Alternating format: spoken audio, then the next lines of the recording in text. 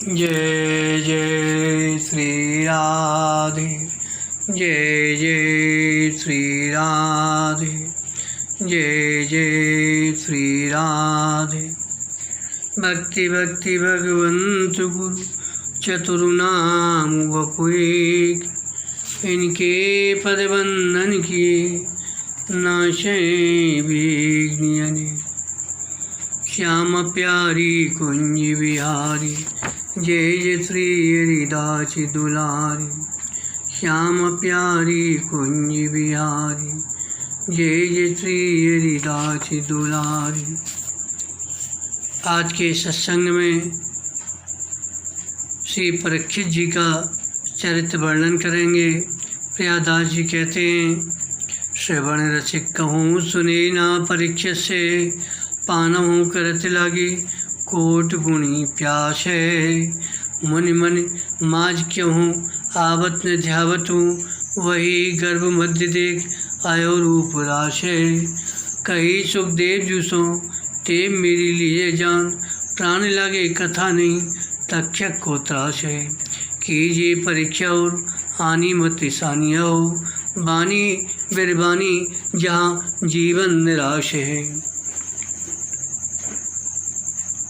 जो भगवान का गुणानुवाद सुनकर अपूर्व सुख का अनुभव करते हैं, ऐसे श्रवण रसिक भक्त अनेकों हैं, पर परीक्षित के समान श्रवण रसिक भक्त सुनने में नहीं आए। वे जैसे जैसे कथा रूपी अमृत का कर्णपुटों से पान करते हैं, वैसे ही वैसे उनकी प्यास अर्थात कथा श्रवण की अभिलाषा करोड़ों गुनी बढ़ती जाती है। समाधि लगाकर निरंतर ध्यान करने पर भी मुनियों के हृदय में जो भगवान नहीं आते हैं, उन्हीं रूप के समूह भगवान श्री कृष्णचंद्र का दर्शन परीक्षित जी ने अपनी माता के गर्भ में किया था। वर्णन करते हैं, देखो श्रोता दो प्रकार के होते हैं, प्रवर और अवर। आलस्य रहित होकर प्रेम पूर्वक कथा सुनने वाले उत्तम श्रोता को पाकर वक्ता के हृदय में सुंदर सुंदर भाव तरंगें उठती हैं, और कथा में आकर ऊँघने वाले श्रोता तो स्वयं कथा के रसास्वादन से वंचित होते ही हैं, वक्ता का मन भी उदास कर देते हैं। एक उदाहरण सुनाते हैं कि एक सेठानी नित्य नियम से कथा सुनने जाया करती थीं, परंतु सेठ जी कभी नहीं जाते थे। उल्टे सेठानी से कहते, क्या धरा है कथा में जो कि तुम रोज़ रोज़ जाती हो। सेठानी मनी मन भगवान से प्रार्थना करती कि ये भी कथा सुनने लगें। सेठानी ने एक दिन एक उपाय रचा। उस सब का दिन था। उसने बढ़िया बढ़िया पदार्थ बनाए। सेठ जी भोजन करने बैठे तो उन्हें स्वाद आया, बोले, आज तो रसोई में बड़ी मिठास है। सेठानी ने कहा, इसमें क्या मिठास है? मिठास तो असल में भगवान की कथा में है। उस मिठास के सामने तो इन भोजनों में मानो कुछ भी मिठास नहीं है। सेठ ने कहा, यदि ऐसी बात है तो आज मैं भी कथा सुनने चलूँगा। सेठ जी को बैठे बैठे ऊँघने का अभ्यास था, अतः लोगों के बीच में न बैठकर एकांत में अकेले कथा सुनने बैठे। आखिर झपकी आ गई। सेठ जी मुंह खोलकर खर्राटा लेने लगे। तब एक कुत्ता आकर इनके मुंह में लपसम कर गया। निद्रा भंग हुई तो इन्हें मुंह का स्वाद खारा खारा सा लगा। घर जाने पर सेठानी ने पूछा कि कैसी कथा लगी। सेठ जी बोले, तुमने तो कहा था कथा बड़ी मीठी होती है, परंतु हमें तो खारी खारी सी लगी। सेठानी ने पूछा, कहाँ बैठे थे? इन्होंने बताया, सबसे दूर अलग। सेठानी समझ गई उसने बात संभाली। उसने कहा, सेठ जी, प्रथम और उसमें भी दूर बैठने से तो कथा खारी ही लगती है। रोज़ रोज़ जाकर समीप से सुने तो मीठी लगने लगती है, और नित्य सुनने पर तो ऐसी मीठी लगने लगती है कि छोड़ी नहीं जाती। दूसरे दिन जब सेठ जी कथा सुनने गए तो सेठानी समीप बैठी। जब इनको नींद आई तो सबकी आंख बचाकर सेठानी ने इनके मुंह में 2 बतासे डाल दिए। आज सेठ जी ने सराहना की कि आज की कथा बड़ी मीठी थी। इसी प्रकार सेठानी ने 2-4 दिन ऐसा ही किया, फिर तो सेठ जी को कथा सुनने का चस्का लग गया। आगे एक उदाहरण सुनाते हैं। एक बनिया कथा सुनने के लिए गया, वक्ता के समीप ही जाकर बैठा। थोड़ी देर बाद उसको नींद आ गई।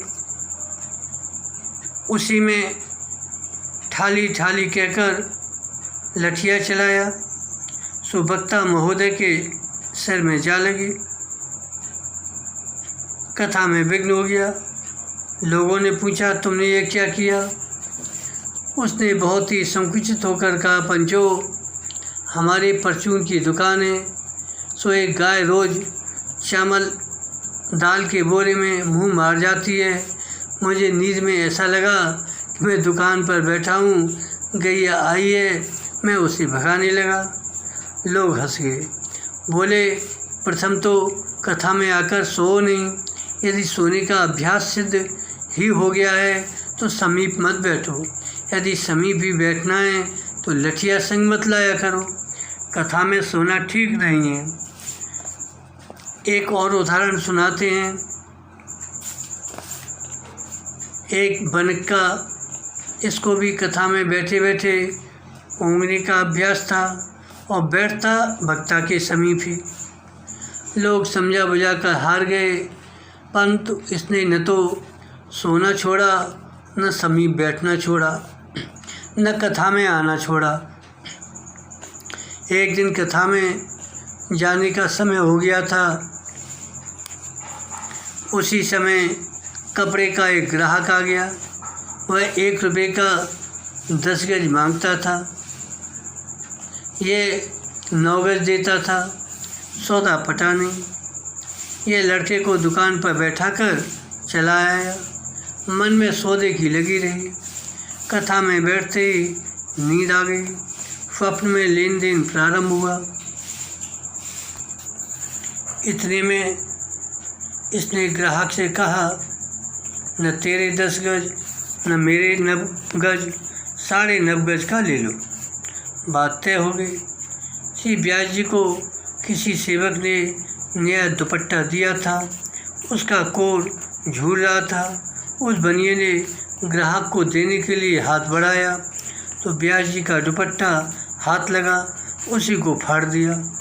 लोगों ने उसे बहुत फटकारा। तात्पर्य है कि ऐसे श्रोता ठीक नहीं है। श्रोता रसिक होना चाहिए।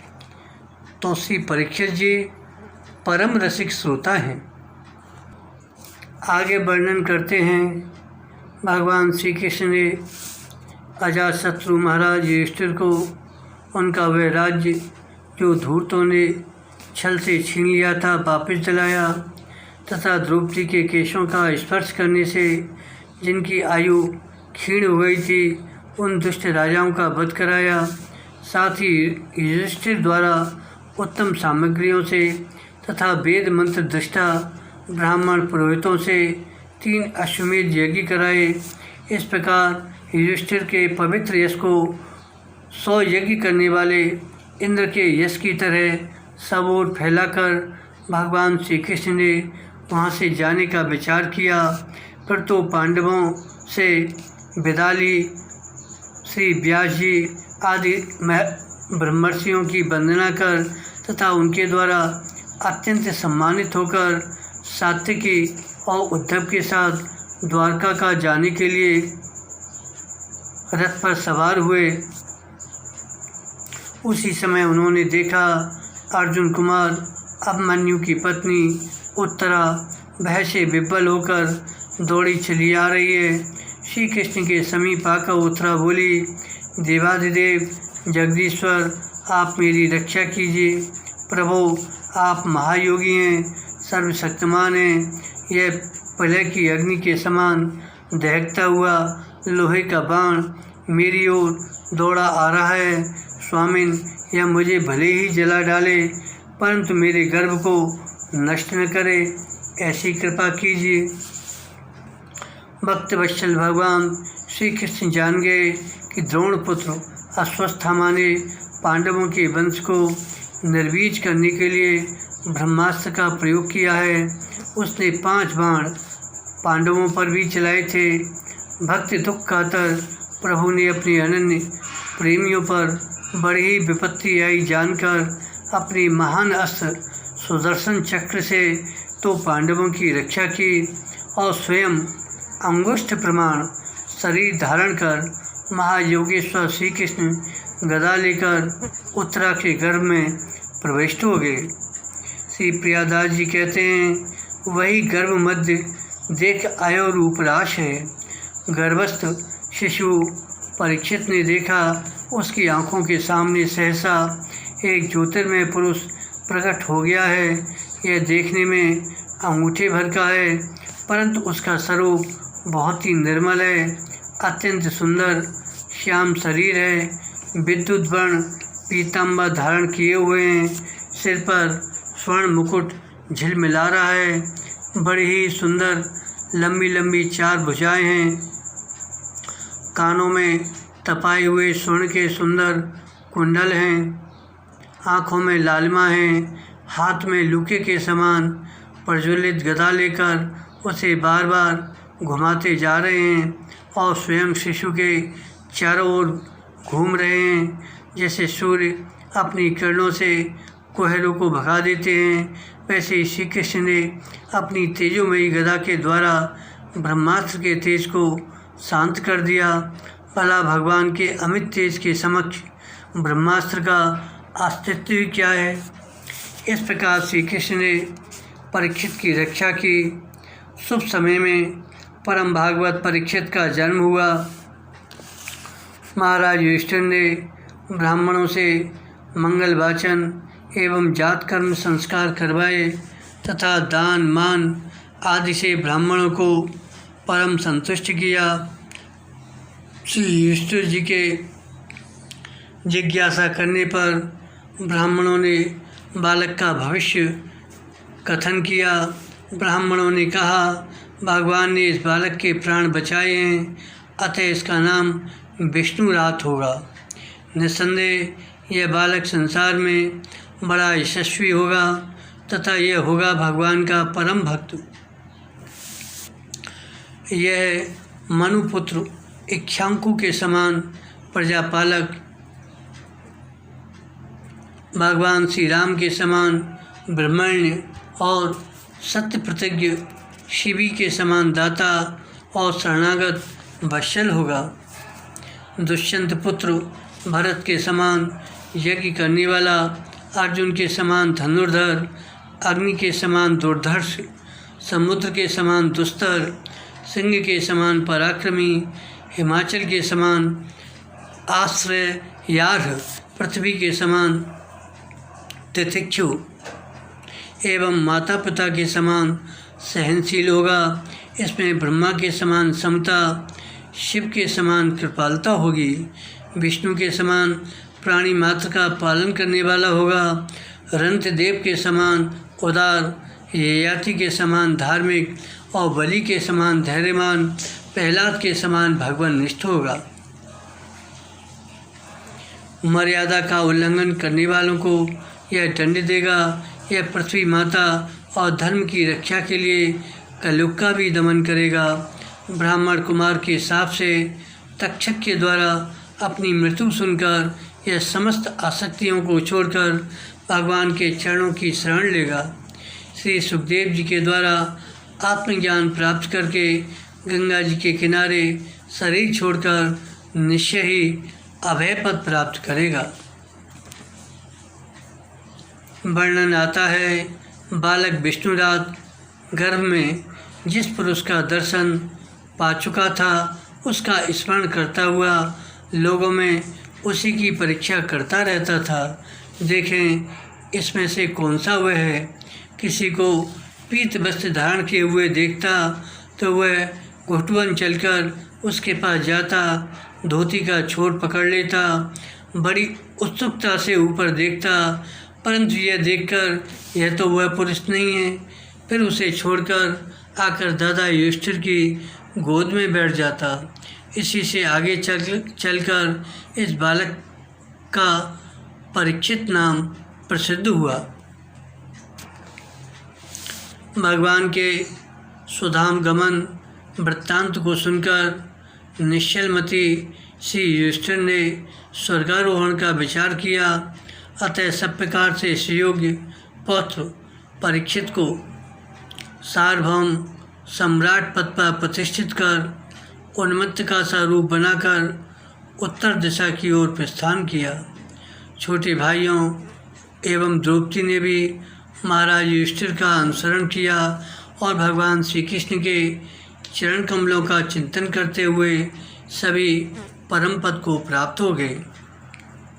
पांडवों के महाप्रयाण के पश्चात परम भक्त राजा परीक्षित श्रेष्ठ ब्राह्मणों की शिक्षा के अनुसार पृथ्वी का शासन करने लगे। ज्योतिर्विद ब्राह्मणों के द्वारा पूर्व वर्णित समस्त सद्गुण उनमें विद्यमान थे। एक बार दिग्विजय करते समय उन्होंने देखा कि शूद्र के रूप में कलयुग राजा का भेष बनाकर गौरूप धारणी पृथ्वी एवं वृषभ रूप धारी धर्म को पाम की ठोकरों से मार रहा है। वह कमल तंतु के समान श्वेत रंग का बैल एक पैर से खड़ा कांप रहा था तथा शूद्र की ताड़ना से पीड़ित और भयभीत होकर मूत्र त्याग रहा था। धर्म उपयोगी दूध, घी आदि हविष्य पदार्थों को देने वाली वह गाय भी बार बार शूद्र के पैरों से ठोकरें खाकर अत्यंत दीन हो रही थी। इनकी दुर्दशा देखकर करुण हृदय महाराज परीक्षित ने इन्हें सांत्वना दी और अधर्म के कारण रूप कलयुग को मारने के लिए तीक्ष्ण तलवार उठाई। श्री परीक्षित जी की सामर्थ्य से परिचित कलयुग ने तुरंत ही राज चिन्ह फेंककर भय से विह्वल होकर उनके चरणों में अपना सिर रख दिया। शरणागत रक्षक परीक्षित ने उसके वध का निश्चय छोड़ दिया और उसके रहने का स्थान नियत कर दिया। 5 स्थान दिए: झूठ, मद्यपान, स्त्री संग और हिंसा। ये पहले 4 स्थान दिए। कलयुग की प्रार्थना करने पर एक स्थान और दिया: सुवर्ण धन। इसलिए कल्याणकामी पुरुष को इन 5 स्थानों का सेवन कभी नहीं करना चाहिए। धर्म और पृथ्वी अपने समस्त दुखों से मुक्त होकर स्वस्थ हो गए। एक दिन शिकार खेलने के प्रसंग में ब्राह्मण कुमार से साप मिलने की कथा पूर्व समीक के अनुसार है। राजधानी में जब उन्हें साप मिल गया तो राजधानी में पहुंचने पर राजा परीक्षित को अपने उस निंदनीय कर्म के लिए बड़ा पश्चाताप हुआ। वे अत्यंत उदास हो गए और सोचने लगे, मैंने निरपराध एवं अपना तेज छिपाए हुए ब्राह्मण के साथ अनार्य पुरुषों के समान नीच कर्म किया है। यह बड़े खेद की बात है कि अवश्य उन महात्माओं के अपमान के फलस्वरूप शीघ्र से शीघ्र मुझ पर कोई विपत्ति आवेगी। मैं भी ऐसा ही चाहता हूँ, क्योंकि उससे मेरे पाप का प्रायश्चित हो जाएगा। और फिर कभी मैं ऐसा काम करने का दुस्साहस नहीं करूँगा। इस प्रकार वे चिंता कर रहे थे कि उन्हें गौरमुख नाम के ब्राह्मण कुमार से साप की बात मालूम हुई। श्री परीक्षित जी ने इसे भगवान का मंगल विधान माना और सहज ही सब ओर से आसक्तियों का त्याग करके भगवान श्री कृष्ण के चरण कमलों की सेवा को ही सर्वोपर मानकर आमरण अनशन व्रत लेकर गंगा जी के किनारे बैठ गए। राजकाज का भार अपने पुत्र जन्मेजय को सौंप दिया। उस समय त्रिलोकी को पवित्र करने वाले बड़े बड़े महानुभाव ऋषि मुनि अपने शिष्यों के साथ वहाँ पधारे। श्री परीक्षित जी ने सबका सत्कार किया और अपने भाग्य को सराहा। तत्पश्चात श्री परीक्षित जी उन महामुनियों से श्रेय साधन के संबंध में पूछ ही रहे थे। उसी समय भगवान सुखदेव जी वहाँ आ पहुँचे। राजा ने सुखदेव जी को सिर झुकाकर प्रणाम किया और उनकी पूजा की। तदनंतर यह जिज्ञासा की कि मनुष्य मात्र के लिए विशेषकर जो पुरुष सर्वथा मरणासन्न है उसे क्या करना चाहिए। श्री सुखदेव जी महाराज ने परीक्षित जी के प्रश्न का अभिनंदन करते हुए उन्हें परम अधिकारी जानकर श्रीमद्भागवत महापुराण को 7 दिन में सुनाया। राजर्षि परीक्षित ने उनका संपूर्ण उपदेश बड़े ध्यान से श्रवण किया। श्री परीक्षित जी परम रसिक श्रोता हैं।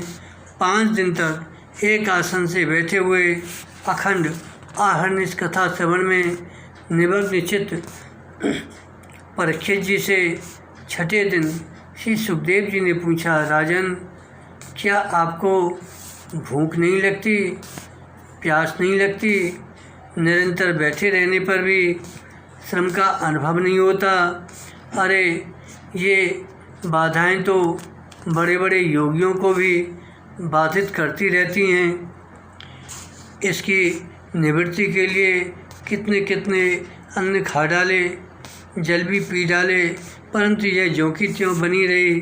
फिर कोई महायोगीश्वर यदि इन बाधाओं पर विजय भी प्राप्त कर ले तो कोई बात नहीं। आप एक राजा अपार सुख भोग में पले, फिर भी आपने इस पर कैसे विजय पाई? श्री परीक्षित जी ने कहा, भगवान, अन्न की तो बात ही क्या, मैंने जल का भी परित्याग कर दिया है, फिर भी ये असह्य भूख प्यास मुझे तनिक भी नहीं सता रही है, क्योंकि मैं आपके मुख कमल से झरती हुई भगवान की सुधामयी लीला कथा का पान कर रहा हूँ। परीक्षित जी सुखदेव जी से बोले, आप हमारी टेप को जान लीजिए, मेरे प्राण कथा में लीन हो रहे हैं, मुझे सांप के डसने का बिल्कुल भय नहीं है, यदि चाहें तो परीक्षा करके देख लें। सुखदेव जी ने मन में मान लिया कि राजा की बुद्धि कथा में लीन हो गई है। राजा की श्रवण निष्ठा अनुपम है। 7वें दिन कथा कहकर जैसे ही सुखदेव जी की वाणी ने विश्राम किया, वैसे ही राजा ने शरीर त्याग दिया। राजर्षि परीक्षित ने उनका संपूर्ण उपदेश बड़े ध्यान से श्रवण किया था और सुखदेव जी की पूजा स्तुति करके उनकी आज्ञा लेकर मौन होकर अंतरात्मा को परमात्मा के चिंतन में समाहित करके ध्यानमग्न हो गए थे। वर्णन आता है, उधर ऋषि कुमार की प्रेरणा से तक्षक नाग राजा परीक्षित को डसने के लिए चला। रास्ते में उसने कश्यप नाम के एक ब्राह्मण को देखा।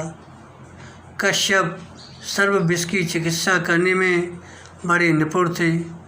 वे राजा के साप की बात सुनकर मंत्र बल से राजा को जीवित कर प्रचुर धनराशि के लोभ से आ रहे थे। तक्षक ने इनके मंत्र प्रभाव की परीक्षा ली। एक बहुत बड़े हरे भरे वृक्ष को तक्षक ने दसा, वह वृक्ष तत्काल ही भस्म हो गया।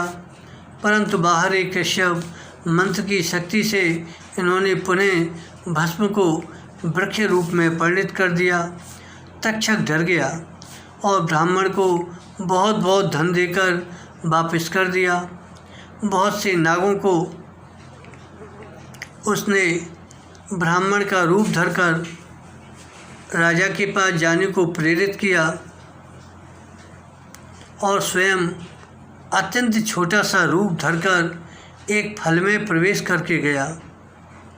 ब्राह्मण रूपधारी नागों ने जाकर राजा को पत्र पुष्प फल फूल अर्पण किए।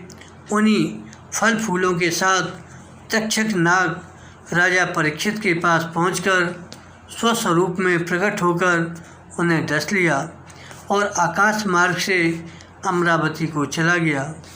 तक्षक के विष की ज्वाला से परीक्षित का शरीर सबके सामने ही जलकर राख हो गया। परंतु राजर्षि परीक्षित तो तक्षक के डसने के पहले ही ब्रह्म में स्थित हो चुके थे। बोलो परीक्षित जी महाराज की जय, भक्त भगवान की जय। जय जय श्री राधे, जय जय श्री राधे।